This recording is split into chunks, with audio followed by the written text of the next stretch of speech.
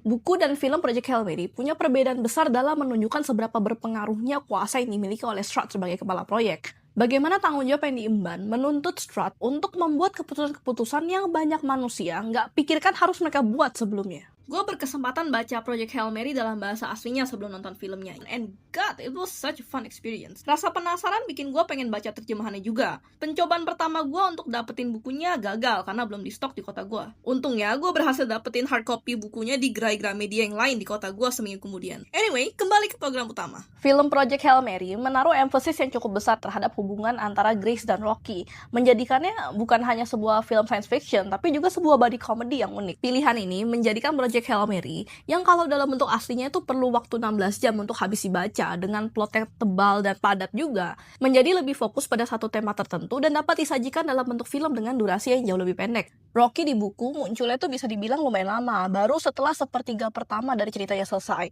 Hal ini ditambah banyaknya adegan Grace bekerja bersama tim proyek Hail Mary di bumi yang tidak dibawakan ke versi layar lebar, membuat Strutt menjadi figur yang lebih mencolok.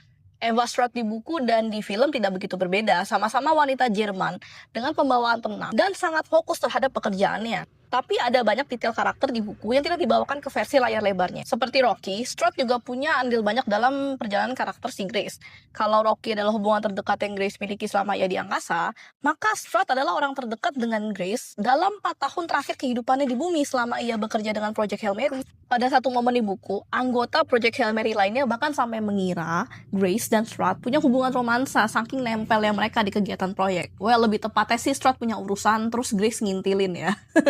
Di buku, Strutt juga merekrut ilmuwan-ilmuwan brilian lain selain Grace. Nggak peduli di mana ilmuwan tersebut berada. Kalau idemu bisa membantu Project Hail Mary berjalan lebih lancar dan cepat, kalau kamu ada di ujung penjara terketat di New Zealand sekalipun, Strutt akan mendatangimu dan akan merekrutmu. Strutt juga aware terhadap resiko pekerjaannya. Dalam salah satu percakapan favoritku di buku yang ada di film, Grace bertanya kepada Strutt apa yang akan dilakukan setelah roketnya berhasil diluncurkan. Dan Strutt dengan santai menjawab, oh gue paling dituntut, dibawa ke pengadilan, terus mendekam di penjara. Biasalah. Oke, kata-kata persisnya nggak begitu, tapi yang jelas Strutt tahu kalau dia sangat mungkin tidak akan dianggap sebagai pahlawan, bahkan setelah semua kerja kerasnya dia dalam proyek ini.